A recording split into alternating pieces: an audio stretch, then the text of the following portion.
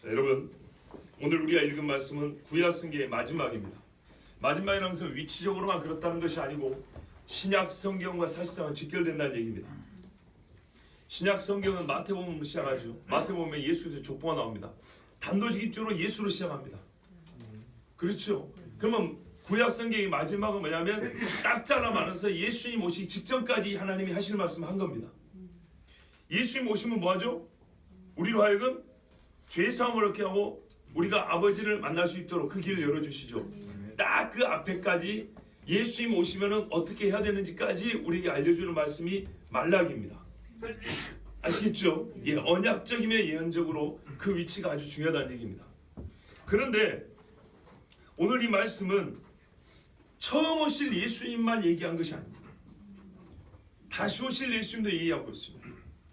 사실은 주 맥락은 다시 오실 예수님 쪽입니다. 보십시오.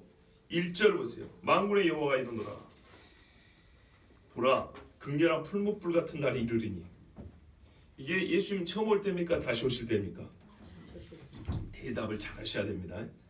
여러분의 대답과 논리에 따라갈 겁니다. 그러나 양심적으로 대답하세요.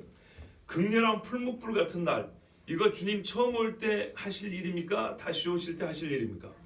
다시 오실 때죠. 자, 교만한 자와 악을 행하는 자는 다 초기가 틀 것이라. 초기가 뭔지 아시죠? 지푸라기라고 생각합니다. 지푸라기같이 다 사라진다는 얘기입니다. 이거는 뭐 신약 성경이 아주 뭐 전 성경에 반복되어 있는 말씀이죠.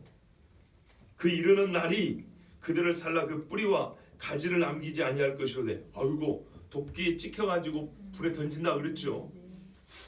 자, 내 이름을 경외하는 너희에게는 의로운 해가 떠올라서 치료하는 광선을 바라리니.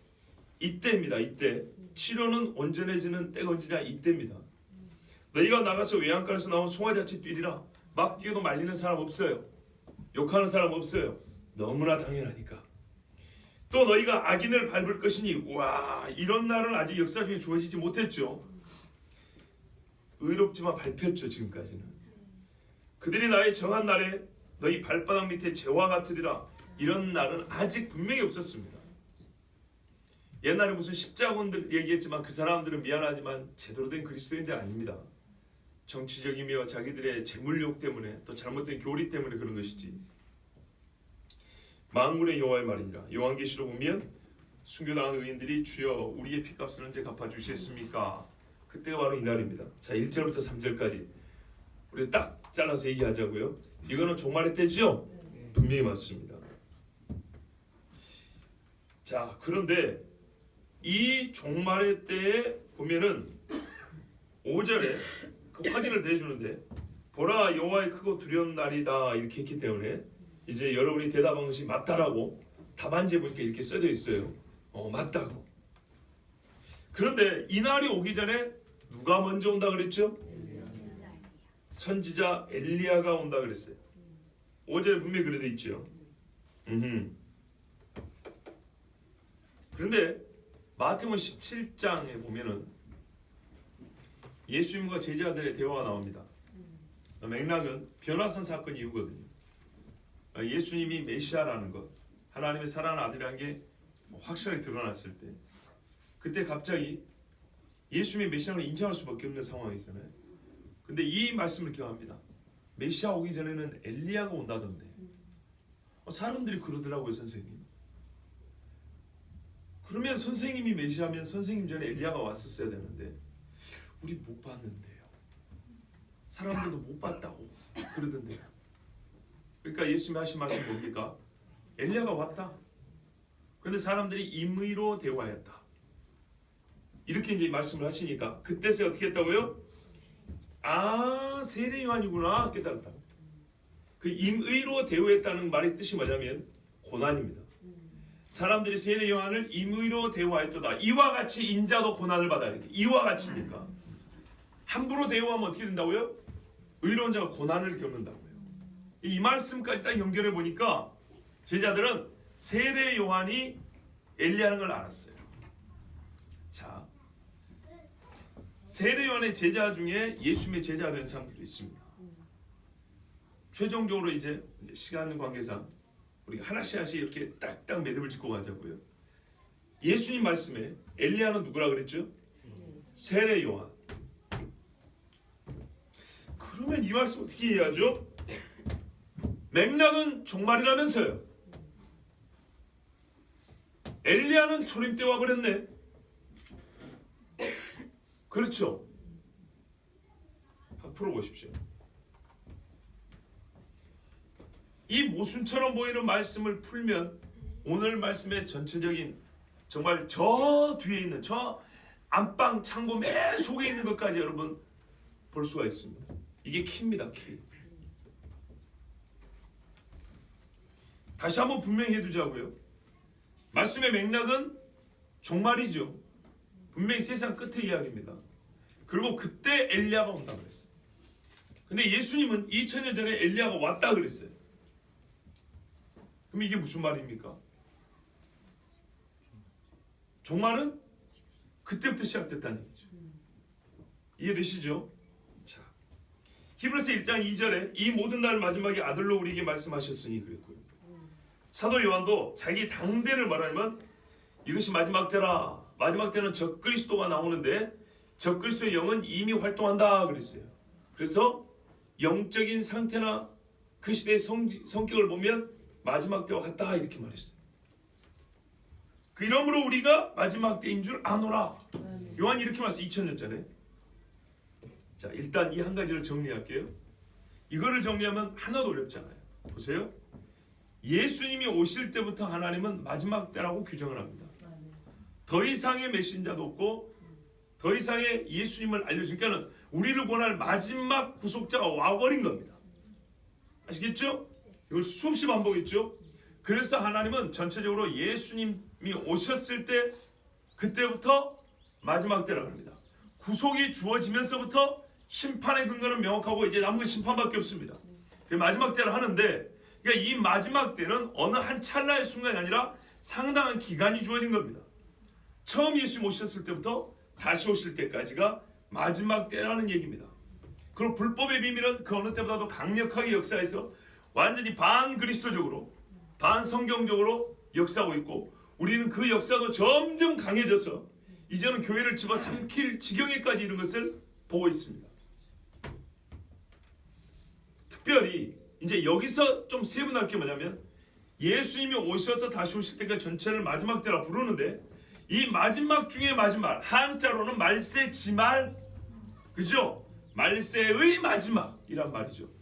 성경은 뭐라고 표현하면 이 날을 오늘같이 극렬한 풀무불 같은 날 여호와의 크고 두려운 날 인자의 날 그날 기억나시죠? 예, 세상 끝 진노의 날, 곧 하나님의 의로우신 심판이 나타나는 그날 이렇게 해서 마지막 때 중에 주님이 다시 오실 때의 그 마지막을 특별히 이렇게 이름을 새로 주어서 부르게 합니다.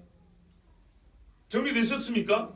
예수님이 처음 오실 때부터 다시 오실 때가 전체가 마지막인데 특별히 마지막 중에 진짜 끄트머리를 성경에서는 구별하여 부르는 말이 오늘같이 여호와의 크고 두려운 날, 풀무불 같은 날, 그날, 인자의 날, 심판의 날, 진노의 날 이렇게 부른다고요.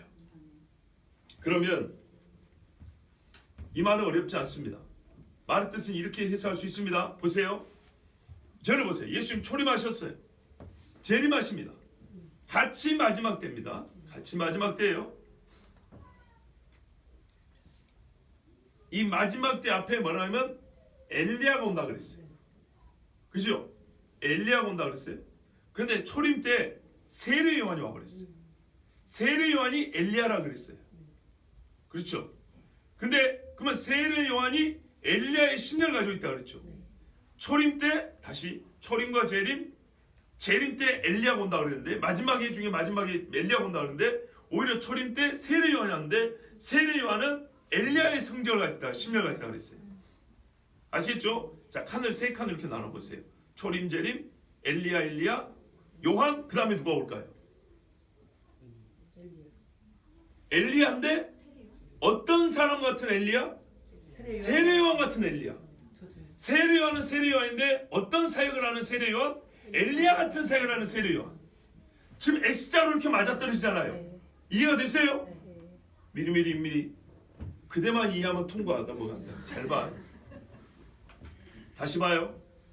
성경에 예수님이 지금 이 본문이 마지막 중에 마지막이라고요. 마지막 중에 마지막에 뭐가 온다고요? 엘리야가 온다고. 근데 예수님이 초림 때 세례 요한이 왔다고요. 자, 초림 재림은 첫 번째 칸, 엘리야는 두 번째 칸, 세례 요한은 세 번째 칸. 마지막 때 재림할 때 엘리야가 온다고 그랬는데 초림 때 세례 요한이 와버렸다고. 근데 예수님 말하면 이 세례 요한이 엘리야라 그랬다고. 보세요, 이렇게 X자로 이렇게 되죠. 그러면서 말하면 세례 요한은 엘리야의 성전을 갔다 그랬어요. 그러면은 이쪽 칸에 뭐가 남아요? 세례 요한이 남죠. 무슨 말인지 아시겠죠? 세례 요한과 같은 역할을 하는 사람, 엘리야의 성전을 가지고 그러는 세례 요한처럼 말하자면 주의 길을 준비하는 사람이 온다는 거예요. 근데 어떻게 준비하냐? 엘리야처럼 엘리야의 심령으로 준비한다 그 말이에요. 이게 둘 다 종말이에요. 보세요. 메시아 올 때를 준비한다잖아요. 초림의 메시아나 재림의 메시아나 마지막이란 말이에요. 근데 초림의 메시아의 길을 준비해서 세례 요한이었는데 세례 요한은 엘리야의 심령으로 왔다고요. 재림의 예수를 준비하기 위해서 엘리야가 온다는데, 그죠? 엘리야의 심령을 가지고 사용한 자가 오는데 그가 어떻게 하냐? 우리는 그가 무슨 일을 할까를 기대할 수 있다고요? 2000년에 세례 요한이 했던 것처럼 사람들로 하여금 메시아를 만날 수 있는 길을 열고 준비하는 일을 할 것이라고 알 수 있다고요. 아시겠습니까?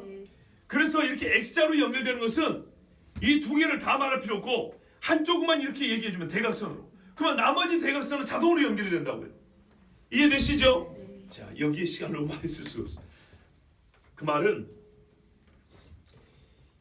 이제 주님이 다시 오실 때, 처음 오실 때처럼 세례 요한과 같이 주의 길을 예비하는 자가 온다는 얘기입니다. 그런 기본 맥락이 그렇습니다. 그런데 그가 어떤 인물로 우리에게 보일 것이냐면 엘리야로 보인다는 겁니다. 엘리야처럼 보이고 그가 하는 일은 실제로 옛날에 세례 요한이 한번 보여줬으므로 우리는 그를 절대로 놓칠 수가 없고 금세 알아볼 수 있다는 얘기입니다. 그러면 이들이 하는 일이 뭡니까? 성경이 또 이미 설명해주고 있습니다. 6절 보세요. 그가 아버지의 마음을 자녀에게로 돌이키게 하고 자녀들의 마음을 그들의 아버지에게로 돌이키게 하리라. 이게 마지막 중에 마지막에 올 엘리야가 할 일이랍니다. 그렇죠? 근데 예수님이 세례 요한이 엘리야라 그랬죠. 그러면 세례 요한이 이 일을 했습니까? 했죠. 정말. 그럼 세례 요한이 뭐 했어요? 예수 못 믿겠어요? 아버지께로 안 돌아가게 했어요? 했죠. 여러분 세례 요한의 설교를 잘 들어보세요. 뭐 했는가? 이 돌이킨다는 말은 이제 이렇게 이해하면 여러분 쉬울 거예요. 회개시켰다는 얘기입니다. 회개. 그죠? 아버지와 아들이 왜 떠났습니까? 왜 돌이켜야만 합니까? 죄 때문이죠. 그러면 이거는 이 서술을 하나의 단어로 집약하면 회개시켰다는 얘기입니다. 세례 요한이 회개의 세를 전파했죠. 그죠? 회개에 합당한 열매 맺으라고 그랬죠. 맞습니까? 자, 우리가 회개 안 하면 죄를 갖고 있으면 어떤 일이 일어납니까? 하나님의 진노가 내리죠.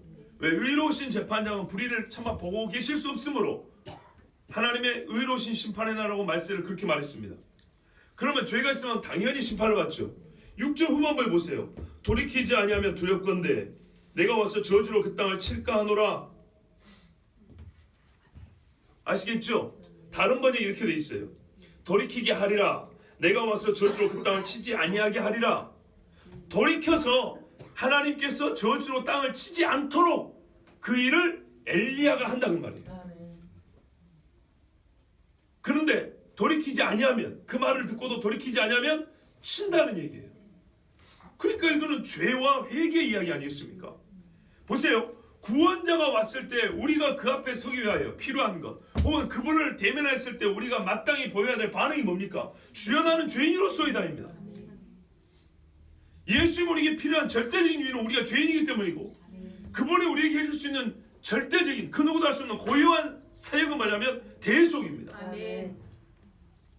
그러므로 엘리야라는 인물은 와서 우리에게 회개케 하고, 그러려면 죄를 가르쳐줘야 돼요. 죄를 가르쳐주고 죄의 인됨을 자각하게 하여 회개하게 합니다. 그래서 그 마음을 돌이켜 하나님의 진노가 내리지 않도록 이 일을 합니다. 자, 그러면 오리라는 엘리야가 그 일을 한다 그랬어요. 근데 예수님이 이미 엘리야가 세례요한이 엘리야를 했기 때문에 왔던 엘리야인 세례요한이 이 일을 했냐? 했다 그 말이죠. 그렇죠? 회개의 세례를 전파했습니다. 도끼가 이미 나무 뿌리에 놓였다 그랬습니다. 지켜 불에 던지우리라. 너희가 입으로 아브라함이 내 조상이라, 아브라함의 자손이라 이렇게 말하지 마라. 저 돌들로도, 그 돌들이 뭔지 우리 여호수아 때 읽었죠? 예, 요단강을 건너 그 증표 그 돌들로 하나님을 찬송케 하고 그것도 하나님의 자손이 되게 할 수 있다. 너희는 그 돌맛도 못한다. 그때 당시 이스라엘 사람들은 믿음으로 요단강을 건넜어요. 자, 그렇다면 세례 요한이 죄의 사함을 얻게 하는 회개의 세례도 전파했고 회개에 합당한 열매를 맺으라고 그의 주제는, 설교의 주제는 한마디로 회개했어요. 죄인들아 회개하라 했어요. 그러면서 동시에 외친 게 뭐냐면 보라 세상 죄를 지고 하는 하나님의 어린 양이로다. 저는 생명이요 빛이다. 예수님이 이렇게 증거했어요. 그러니까 예수님을 만날 수 있는 증거, 이렇게 준비를 시키면서 또한 예수님을 직접 가리켜 저분이 메시아라고 선포했어요. 그래서 말하기를 최후의 선지자요 최초의 사도라고 말합니다. 그때 사람들이 뭐라고 말하냐면 우리가 무엇을 하리이까? 여러분 이 무엇을 하리이까 어찌 하리이까는요 매우 중요한 말입니다. 우리 번역이 빠졌는데 사도행전 9장 6절에 보면 사도 바울이 그 다메섹 가는 길에서 예수님을 만났을 때 이렇게 말합니다. 주여 내가 무엇을 하기 원하시나이까? 두려워 떨며 이르되 주여 내가 무엇을 하기 원하시나이까? 근데 이걸 빼버렸어요. 이걸 빼버리고 그냥 뭐라고 번역이 되어 있습니까? 네가 그 도시로 들어가면 너에게 해야 할 일을 이룰 사람이 있을 것이다. 이렇게 돼버렸죠. 그 앞에 할 말이 있어요. 바울이 물어봅니다. 주여 내가 무엇을 어떻게 해야 됩니까? 이제 내가 주님을 만났는데 이제부터 어떻게 합니까? 이렇게 물어보니까 가던 길 쭉 가면 그 도시에 너에게 해야 할 일, 네가 뭐 해야 돼 물어봤지? 해야 할 일을 이룰 자가 있을 거다. 이렇게 대답을 해준 겁니다. 물음이 없는 대답만 이렇게 번역을 해놓은 겁니다. 왜냐 이게 매우 중요하거든요. 무슨 말이냐면 회개하는 자는 반드시 이 질문을 합니다. 세례 요한에게 나와서 세례받았던 회개 그리고 회개 합당한 열매를 맺어라. 세례만 받으려고 하지 말고 이렇게 외침을 듣고 정말 회개를 했던 사람 혹은 하고자 작정한 사람은 동시에 어떤 질문이냐면 우리가 그럼 어찌하리까? 지금까지 죄를 지었다면 지금부터는 죄 안 짓고 어떻게 살아야 되겠습니까? 이렇게 물어봅니다. 왜요? 지금까지 죄를 지었다면 죄 안 짓는 방법을 잘 몰라요 솔직히. 그래서 일반 무리들에게 세례 요한이 말해주죠. 옷 두 벌이 있는 자는 옷 없는 자에게 나눠줄 것이다. 먹을 것이 없는 자도 그렇게 할 것이라고 했어요. 와 세상에 이것도 안 하고 살았단 말입니까? 그렇죠. 안 하잖아요. 우리 잘 안 하잖아요. 동포를 사랑하며 그죠? 형제에게 원수를 갚지 말며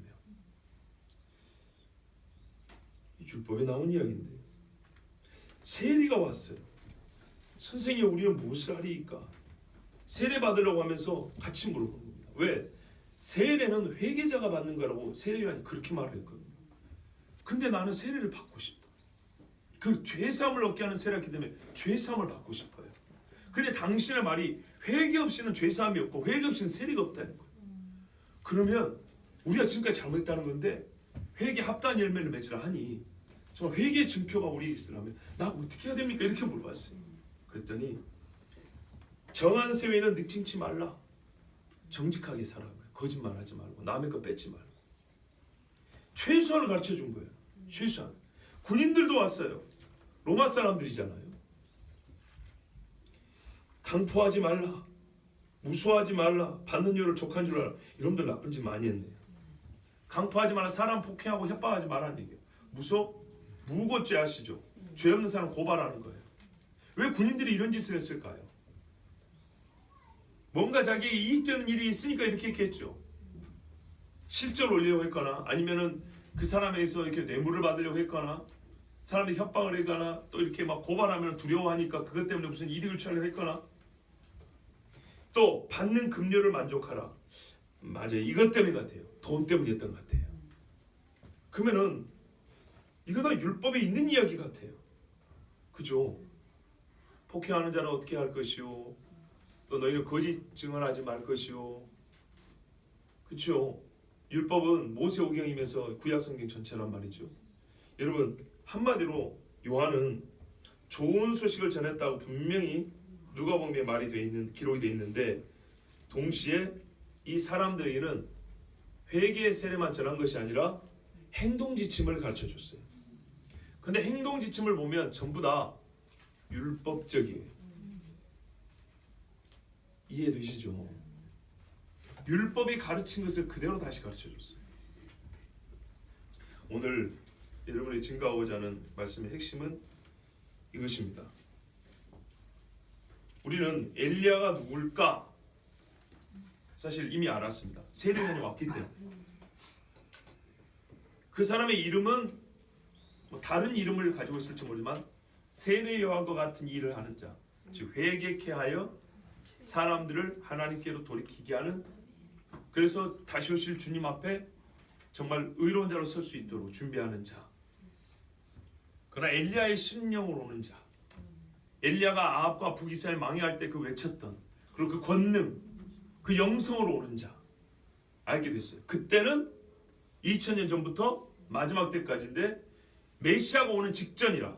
2000년도 예수 모시기 직전에, 마지막 때도 예수 모시기 직전에. 그러면 추정컨대 누구죠? 이 논리에 의하면, 이 성경적 근거에 의하면 요한계시록 11장에 나오는 두 선지자를 알 수 있죠. 그렇죠. 이미 세례요한도 예언이 되어 있었던 것처럼 이 다시 오실 엘리야도 예언이 되어 있습니다. 그러면 이렇게 추정하려면 최종적으로 뭘 확인해야 됩니까? 그 두 증인이 세례요한처럼 외치는가? 세례요한과 같이 사람들에게 회개를 말하는가? 그거 봐야겠죠. 예, 잠깐 우리 보죠. 요한계시록 11장 1절에서 6절입니다. 여기까지 가면 이제 여러분 5분 응설을 넘습니다. 선지자적이며 사도적 사명을 가진 자, 메시아의 때에 메시아의 길을 예비하고 메시아 만날 준비를 시키는 자인가? 그러니까 옛 언약 시대의 사명을 가지고 새 언약 시대의 인물로서 메시아를 준비하는 자인가? 만나도록 준비하는 자인가? 자 보십시오. 계시록 11장 1절에서 6절 보면 또 내게 지팡이 같은 갈대를 주며 말하기를 일어나서 하나님의 성전과 제단과 그 안에서 경배하는 자들을 측량하되 하면서 42달 동안 이방인에게 주어서 성전이 짓밟힌다 그랬어요. 내가 나의 두 증인의 권세를 주니니 그들이 굵은 베옷을 입고, 굵은 베옷은 어떨 때 입는 거죠? 회개할 때 입는 거죠. 1260일을 예언하리라. 그들은 이 땅의 주 앞에 서 있는 두 감람나무와 두 촛대니 만일 누구든지 그들을 해하고자 하면 그들의 입에서 불이 나와서 그들의 원수를 삼켜버릴 것이요 누구든지 그들을 해하고자 하면 반드시 그와 같이 죽임을 당하리라. 자 여러분 실제로 그랬죠. 엘리야 죽이려고 아합이 군병을 보냈습니다. 잡아오라고 50명씩. 그때는 엘리야가 두 번이나 하나님이 살아계시고 내가 여호와의 종이라면 하늘에서 불이 내려 너희를 살으리라 해서 두 번이나 불살라 죽여버렸어요. 그들이 권능을 가지고 하늘을 닫아 그 예언을 하는 날 동안 비가 오지 못하게 하고, 누가 했습니까? 엘리야가 했었던 것이죠. 또 권능을 가지고 물을 피로 변하게 하고, 이건 누가 했죠? 모세가 했죠. 아무 때든지 원하는 대로 여러 가지 재앙으로 땅을 치리로다. 한마디로 모세와 엘리야의 권세로 두 사람이 행했던 겁니다. 자 이게 중요합니다. 그들이 그 증언을 마칠 때에 무적행으로 오는 짐승이 있는데 그 적그리스도죠. 이 짐승의 영이 이제 적그리스도를 세웁니다. 그래서 이 사람들을 죽입니다. 그랬더니 세상 사람들이 장사도 안 치러주고 기뻐서 예물을 나눴다 그랬죠. 자 우리가 이 이야기 사실은 얼마 전에 들었던 말씀입니다. 그런데 여기서 한 줄을 조금 집중해 보시죠. 이 두 선지자가 땅에 사는 자들을 괴롭게 한 거로, 괴롭게 하였기 때문에 사람들이 기뻐하고 선물을 주고받대요. 사람 죽었는데 뭐 했기 때문에요? 괴롭게 했대요. 뭘 어쨌길래 괴롭다고 하는 것이죠? 그렇죠. 잘 보세요. 바로에게 제일 괴로운 인물이 누굽니까? 모세죠. 모세가 뭐 하라 그랬죠? 직접적으로 회개하라 이렇게 말하지 않았어요. 근데 그 말을 들어보면 크게 두 가지입니다. 이스라엘 내놔라 이 얘기죠. 근데 이게 중요합니다. 왜? 하나님의 백성이기 때문입니다. 네가 하나님의 백성을 네가 사로잡고 있고 네가 하나님 자리에 있다는 겁니다. 그래서 애굽과 애굽이 섬기는 신을 하나님이 쳤다 그랬어요. 그 우상 숭배적 죄를 하나님이 치셨어요. 그리고 뭐라 하냐면 바로가 이런 말이죠. 내가 죄를 지었다. 중간에 다급하니까 그런 말 하죠. 사실 그 말에 진정성이 있었어야 되는 거였어요. 그랬으면 그 뒤로 하나님을 시험하지 않았겠죠. 그러니까 무슨 말이냐면 바로가 모세가 요구하는 말을 알아요. 내가 죄를 지었다 인정하고 이스라엘 내놓으라는 얘기예요. 이스라엘 내놓는다는 행위는 바로가 죄를 고백하는 행위와 마찬가지인 거예요. 근데 바로가 내가 죄를 지었다. 이번만 나를 용서하라. 기억나십니까? 이런 말 합니다. 그리고 데리고 가라 그럽니다. 근데 어떻게 해요? 재앙이 물러가니까 또 마음이 돌이켜서 하나님이 어딨냐? 그렇게 하죠. 그럼 맨 마지막 9번째 재앙 때는 뭐라 합니까? 모세를 보고 너 이제 한 번만 더 보면 죽여버린다 그랬어요. 왜요? 저 인간 너무 피곤하거든. 감히 신인 바로의 나한테 대적하는 자, 나의 입으로 정말 말할까 자존심 상하게 지리 죄인이란 말을 고백하게 만든 자, 그것도 일개 사람 앞에 모세 앞에 이 히브리족 하나 앞에서 내가 죄를 지었으니 나를 용서하라. 참을 수 없는 모욕이죠. 그래서 바로가 맞으면 진짜 이판사판 너 죽여버린다고 그랬어. 그때 모세가 뭐라 그럽니까? 나도 바로를 다시 볼 일이 없습니다. 엘리야는 3년 6개월 동안 비가 안 오니까 아합이 보자마자 뭐라 그랬죠? 너 이스라엘을 괴롭게 하는 자 너냐? 여러분 딱 그 말이 그대로 나옵니다.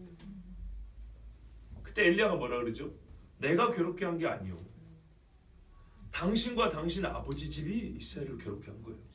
비가 안 온다는 결과만 보지 말고 그 원인을 봐야 될 거 아니에요. 당신과 당신 아버지 집이 그렇게 했기 때문에 지금 이 땅은 하늘은 노시되고 땅은 철이 된 거예요. 이렇게 얘기합니다. 아합이 제일 괴로워하는 사람이 누구라고요? 엘리야라고요. 그럼 엘리야하고 모세가 한 일이 뭡니까? 그 땅을 향해 외친 메시지는 회개하랍니다. 너는 죄인이라는 얘기입니다. 딱 잘라 말하면 그 죄인이라는 한마디 다 들어갑니다. 그래서 회개의 열매를 맺으라는 얘기입니다. 우상 버리고 바알 버리고 코브라 갖다 버리고 바알의 개구리 섬기는 거 다 갖다 버리고 하나님 앞에 예배할 때 제물도 내놓으라 그랬어요. 모세가 바로한테. 이게 어떤 의미인지 아시겠죠? 당신의 현재 섬기는 신 버리라 이 말입니다. 신을 바꾸라는 얘기입니다. 바로 당신마저도 하나님께 드릴 예물을 바쳐야 되겠거든. 우리가 하나님께 드릴 예물을 끌고 간다니까 그거 못 갖게 가게 한다고. 이렇게 모세가 선포했습니다. 자, 모세와 엘리야가 했던 일을 모세와 엘리야의 심령을 가지고 그대로 말세지 말에 반복하는 두 사람이 나옵니다. 그리고 이들의 최종 목적은 뭐라고요? 회개케 하여 돌이킴이라. 그리고 세례 요한이 목적했던 바도 바로 이것이었습니다. 맞습니까? 그러니까 이 두 사람이 오리라 한 엘리야, 즉 세례 요한 같이 사역할 자라는 것, 메시아의 길을 준비할 자라는 것을 우리가 알 수 있습니다. 자, 그런데 이제 우리가 물어볼 것이 이겁니다. 어떻게 사람들에게 죄인인 것을 가르쳐주고 회개하라고 외칠까요? 그러니까 어떤 메시지를 가지고 외칠까요?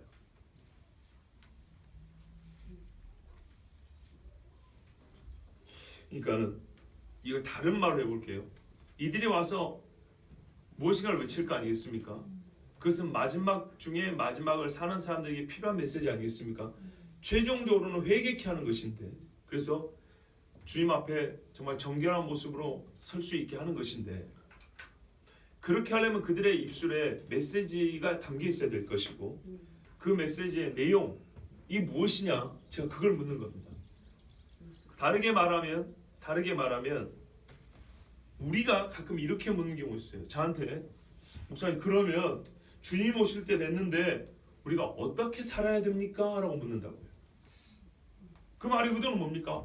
어떻게 사느냐고 묻는 것은 어떻게 살아야 우리가 주님 앞에 설 수 있습니까? 주님 만날 수 있습니까? 그 말이거든요. 어떻게 살아야 합니까? 이 두 사람이 어떻게를 가르쳐 줄 거라 이 말입니다. 우리의 현 상태를 가르쳐 주고 그러므로 어찌하라고 말해 줄 거라 이 말입니다. 그리고 그 말에 따라 어찌하면 우리는 어떻게 해요? 마음이 아버지께로 돌이켜지고 아버지와 나 사이에 장벽이 없이 연합한 자가 되어서 그리스도의 날, 완전히 끝날 인자의 날, 왕 되신 예수님 앞에 부끄럼 없이 설 수 있다는 얘기입니다. 그러면 이 두 사람이 무엇을 가지고 우리에게 어떻게를 가르칠까요? 그게 4절입니다.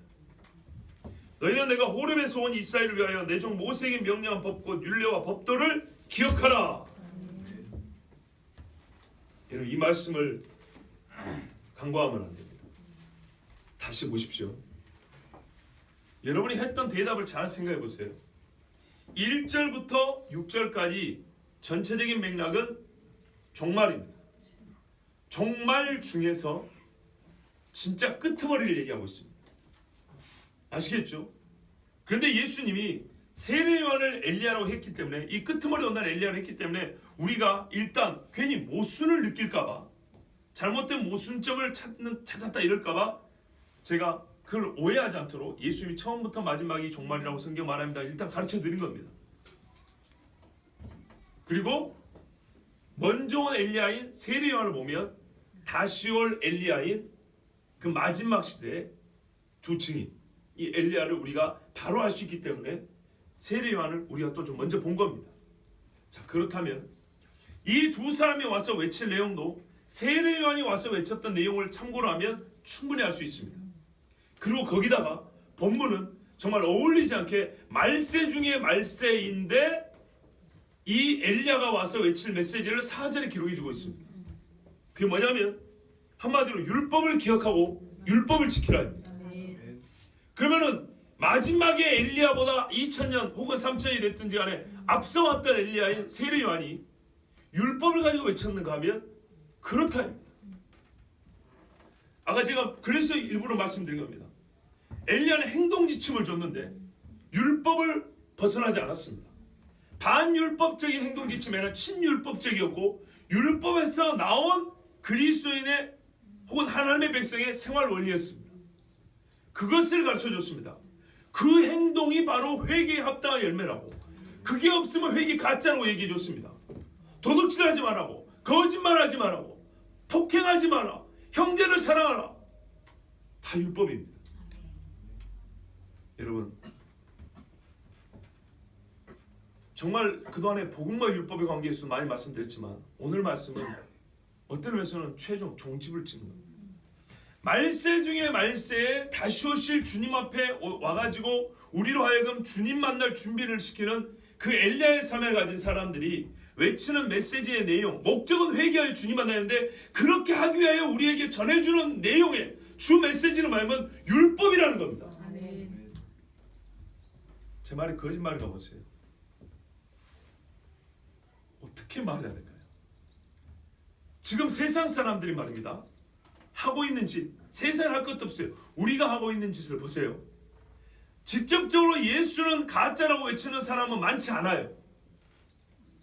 지금 당장 교회를 막 못 살게 하고 교회를 막 불지르고 예수님 사람 죽이고 하는 일은 사실은 그렇게 많지는 않아요. 일부 지역에서 일어나고 있어요. 전 세계적으로 확대되어 있지는 않아요. 근데 전 세계적으로 파괴하고 변개시키는 것은 하나님의 법이에요. 율법을 변개시키는 시기대를 살고 있어요. 매우 빠른 속도, 겁없이 하고 있어요. 간통은 죄가 아니다 말하고 있어요. 동성애는 죄가 아니다고 말하고 있어요. 직접적으로 예수는 가짜다, 예수는 그리스도 아니라고 말하지는 않아요. 속을 그리 믿을지라도 저희 말하는 예수를 믿는 종교인들의 종교 집단 자체를 괴멸시키진 않아요. 무슨 말씀인지 아시겠죠? 어느 나라나 어느 민족 소수가 그렇게 하고 있고 그걸 진행하고 있지만 전 세계적인 물결은 뭐냐면 율법부터 흐려뜨리고 있어요. 얼마 전에 어떤 청년을 만났어요. 청년이 아니죠. 옛날에 청년이었죠. 아줌마죠 이제. 이런 얘기 했어요.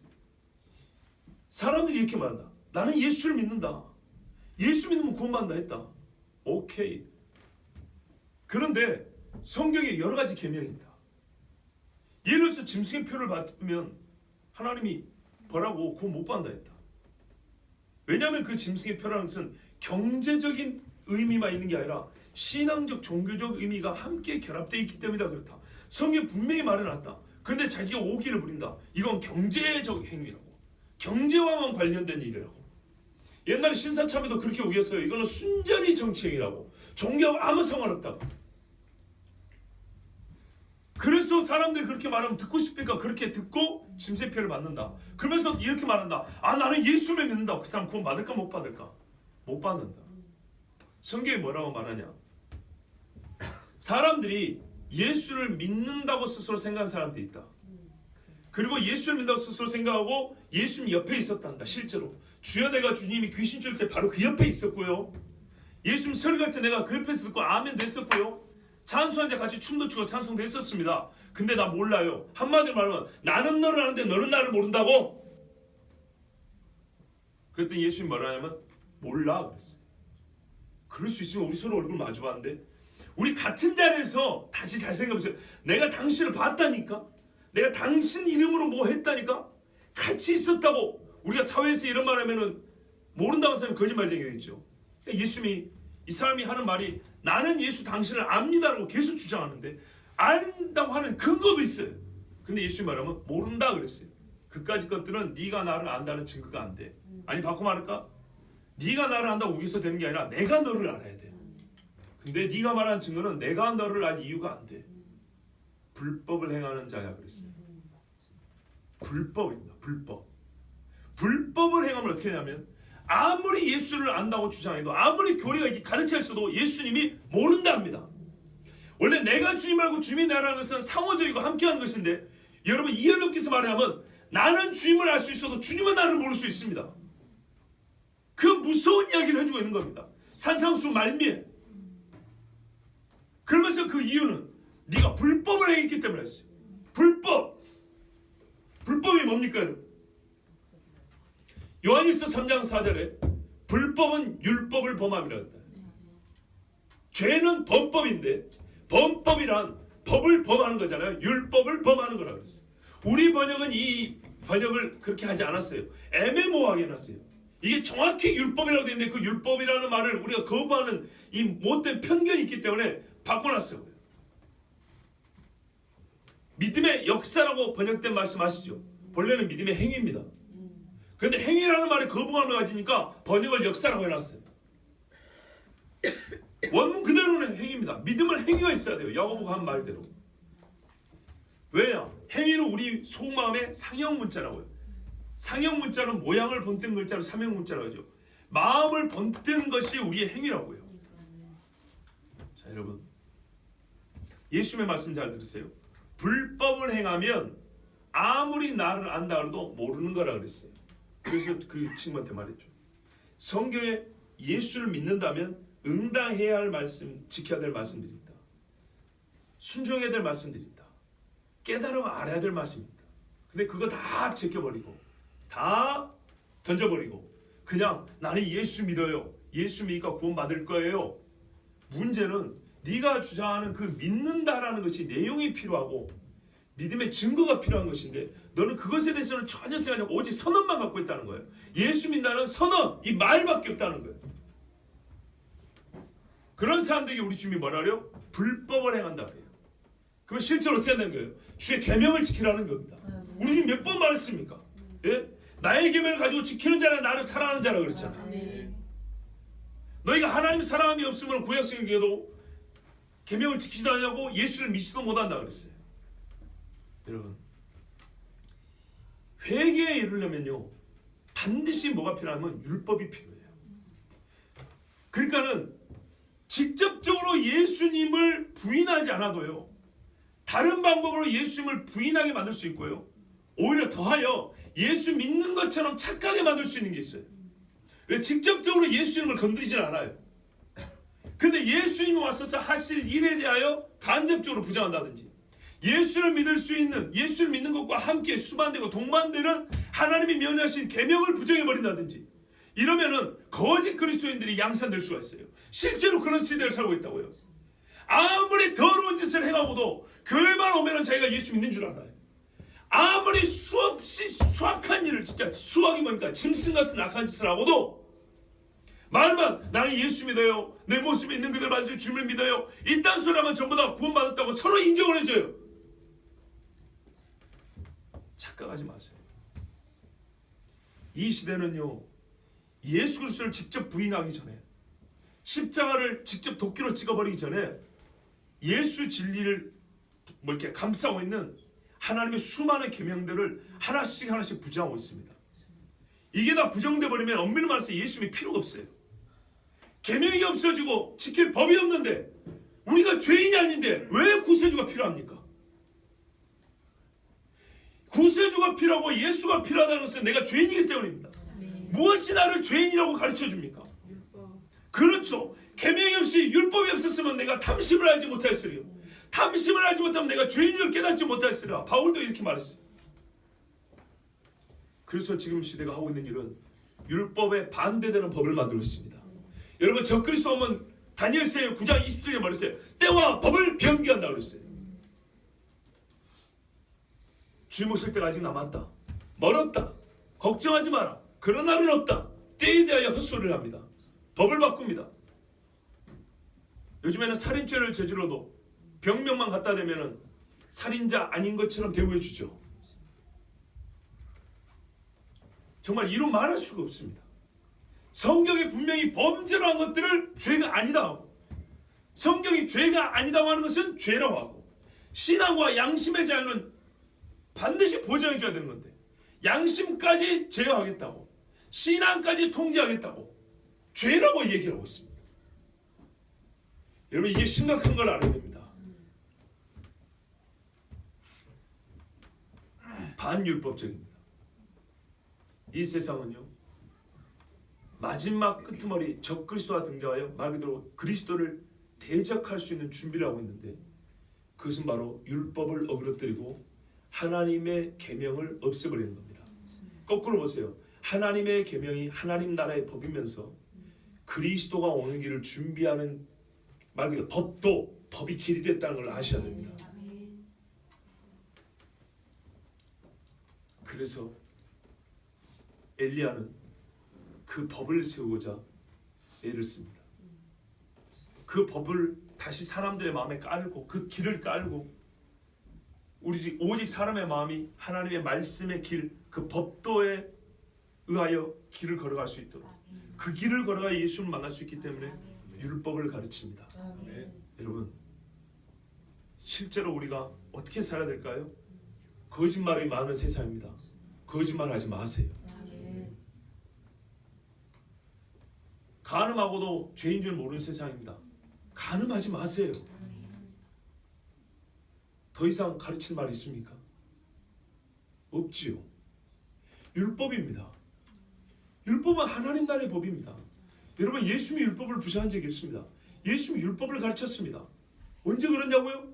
산상수훈 보세요. 주신 율법을 바르게 해석을 해줬습니다. 바르게 적용을 해줬습니다. 사람들이 뒤집어버리고 자기들 마음대로 뭐라 했어요? 예수님 말하면 너희가 왜 율법을 가르치느냐, 이렇게 말하는 게 아니고요, 사람의 유전과 장로들의 전통이다. 뭐 거꾸로 말해요. 장로들의 유전과 사람의 전통으로, 사람의 가르침으로 가르친다 그랬어요. 율법을 가르친 게 아니고, 하나님의 법을 가르친 게 아니고 사람의 법을 가르쳤다 그랬어요. 율법이 사람의 법이 아닙니다. 율법을 삐뚤어서 자기들 말대로 할라카라는 또 다른 규정을 만들었어. 하나님의 법을 가려버리고 사람의 법을 가르친 겁니다. 그런데 도구는 율법을 읽어놓고 사람의 법을 가르쳤다고요. 이 율법의 내용이 뭐냐면 하면서 새로운 사람의 법을 거기다 말을 해요. 덧입혀 버렸다고요. 그래서 예수님은 그걸 다 걷어내고 본래 율법대로 말한 거예요. 그랬더니 어느 정도로 심각하게 왜곡하고 있었냐, 180도로 뒤집어야 할 정도로. 그래서 너희가 세상에 이런 말을 들었는데 그런 뜻 아니다, 이러면서 예수님이 가르쳐줬어요. 그리고 최종적으로 뭐랍니까? 내가 지금까지 다시 다 정리해줬다. 이 말을 듣고 지키면 반석 위에 집을 지은 사람 같고 그렇지 아니하면 모래 위에 지은 집 사람과 같아. 이렇게 예수님이 말씀했어요. 그리고 한 가지 또 중요한 말씀이 있습니다. 마태복음 7장을 보십시오. 산상수훈은 하나님 나라의 법이라고 그랬습니다. 이 땅을 살지만은 하나님 나라의 법으로 이 땅을 살아갈 수 있도록 가르쳐준, 이게 바로 하나님의 의의 기준입니다. 아멘. 23절 같이 봅니다. 7장 23절 22절부터 봅니다.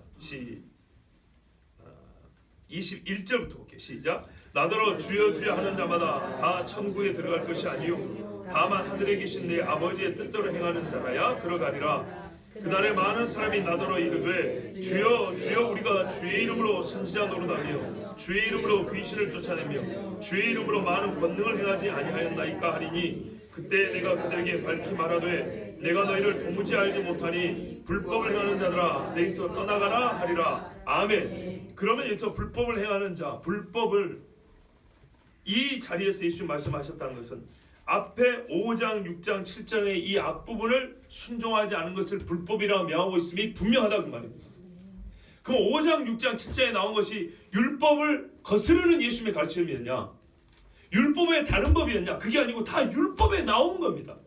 이미 가르쳐 준 겁니다. 진짜 하나님의 백성으로 이 땅을 살아갈 수 있는 법은 율법입니다. 예수님은 율법에 추가하지 않으셨고요. 율법을 바꾸지 않으셨고 율법을 폐지하지 않으셨고요.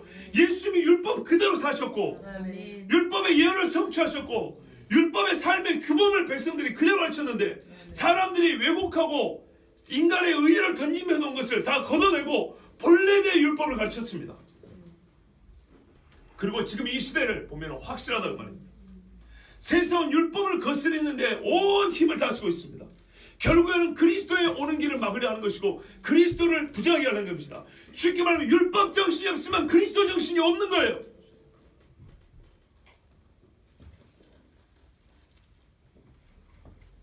마지막 때 엘리야가 무슨 일을 하냐고요?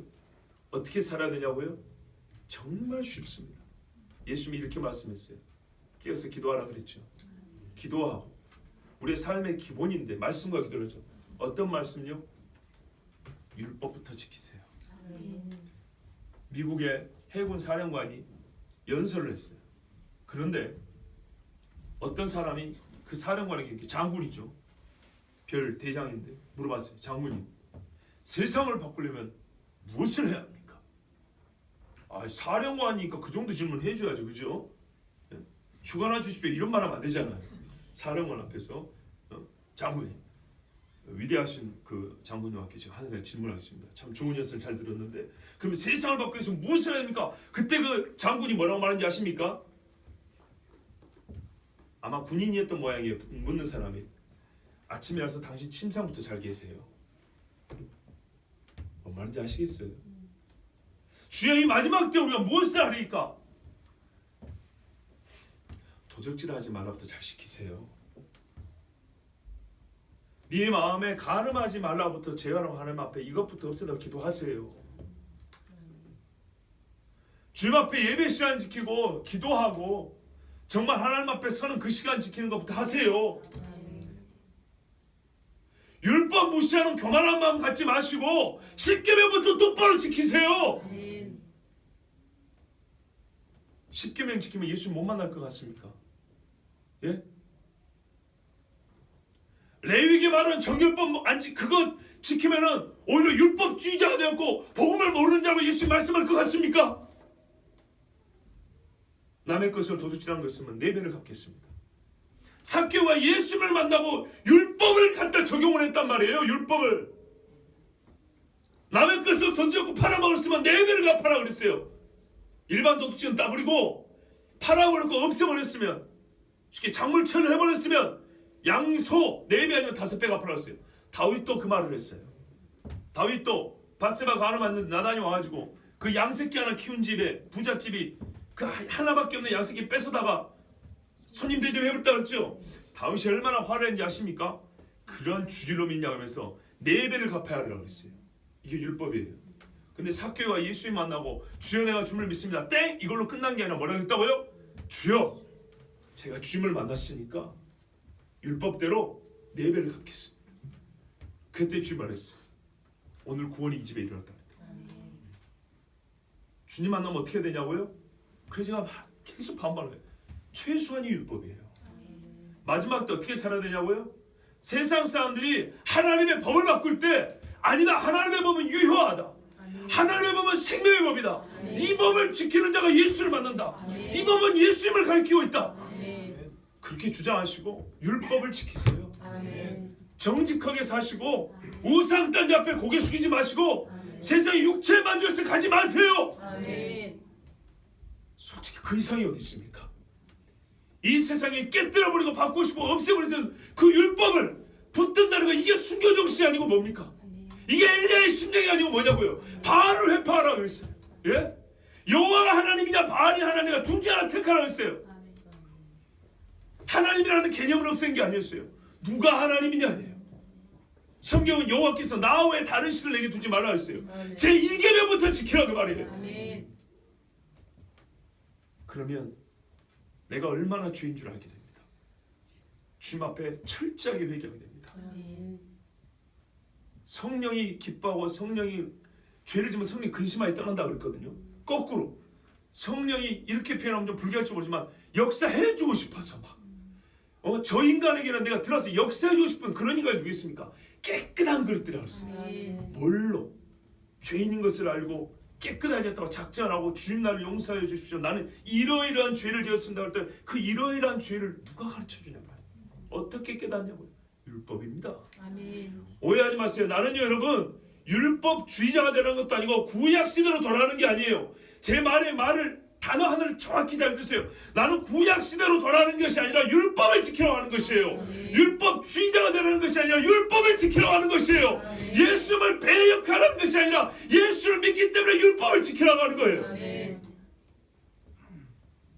그래야 주님 다시 오실 때 주님 앞에 설 수 있습니다. 그래야 다시 오실 주님이 너는 불법을 행하지 않았다고, 나의 법을 지켰다고, 나를 사랑하는 자로 인정합니다. 요한계시록에 반복하는 말씀이 뭡니까? 2번 나옵니다. 12장 10절, 17절에 용이 성도들과 싸우려고 섭니다. 근데 누구를 성도로 하는지 정말 이해할 수 없는 구절인데 나는 이해가 돼요. 용이 여자에게 분노에 돌아가서 그 여자의 남은 자손, 여자의 남은 자손이면 매우 거룩한 계보죠. 그죠? 창세기 말씀 그대로 가져온 거니까 곧 하나님의 계명을 지키며 예수의 증거를 가진 자들과 더불어 싸우려고 바다모래 위에 서 있더라. 용도요 알아요. 하나님의 계명 없는 인간들은 싸울 생각도 안 해요. 하나님의 계명이 뭐냐고 그래 도대체. 예수의 증거는 확실히 아는데 14장 12절에도 성도들의 인내가 여기 있으니 14장 뭐예요? 13장 이후죠. 13장에 여러분 뭐가 나옵니까? 짐승의 표현이 나오죠. 그래서 성도들의 인내가 여기 있나니 그들은 하나님의 계명과 예수에 대한 믿음을 지키는 자니라. 아멘. 맞죠? 적그리스도의 짐승의 표현은 제 1계명을 어기는 거 아닙니까? 1계명부터 하나님의 계명이에요. 하나님의 계명은 그대로고요. 뒤에 예수에 대한 믿음과 예수의 증거라고 되어 있습니다. 예수에 대한 믿음과 예수의 증거는 하나님의 계명과 분리가 안 돼요. 하나님의 계명을 안 지키면서 예수 믿는다고 말할 수가 없어요. 예수의 증거를 가진 사람은 하나님의 계명을 반드시 지키게 돼 있어요. 궤변을 들어온 자는 여기서 계명은 신약적으로 재해석을 해야 돼. 이런 미치광이 소리를 듣지 마세요. 꼭 자기 편한 대로 받고 싶은 거예요. 옛날에 마르시온 마르키온처럼 불편한 말씀은 성경에서 다 잘라버렸어요. 그 인간은 목사들에게 돈을 주면서 이거는 성경이 아니다고 말해달라고 그렇게 했던 인간이에요. 그런 세상 사람의 말을 따르면서요. 계명은 계명이지 계명이 아닌 게 아닙니다. 이미 이 계명이 중요하다는 것, 우리에게 생명을 준다는 것은 솔로몬이, 다윗의 아들 솔로몬이 그 지혜로, 하나님 주신 지혜로 이렇게 선언한 바입니다. 자, 한번 19장 16절에 계명을 지키는 자는 자기의 영혼을 지키거니와 그 행실을 삼가지 아니하는 자는 죽으리라. 이게 마지막 때에 우리가 반드시 들어야 될 지혜의 말씀입니다. 여러분, 마지막 중에 마지막을 사는 저와 여러분, 성도 여러분, 모세의 율법을 기억하십시오. 세상에 그 돌 새겨진 돌에서 닦아내고 지워버리고 갈아 없애버리는 그 돌비를 내 마음에다 새기고 하나님의 계명을 지키십시오. 반드시 우리는 아버지께로 돌아갈 것이고 다시 오실 주님 앞에 설 것입니다. 계명을 지키는 자가 그 영혼을 지킬 것입니다. 기도하겠습니다. 하나님 아버지 감사합니다.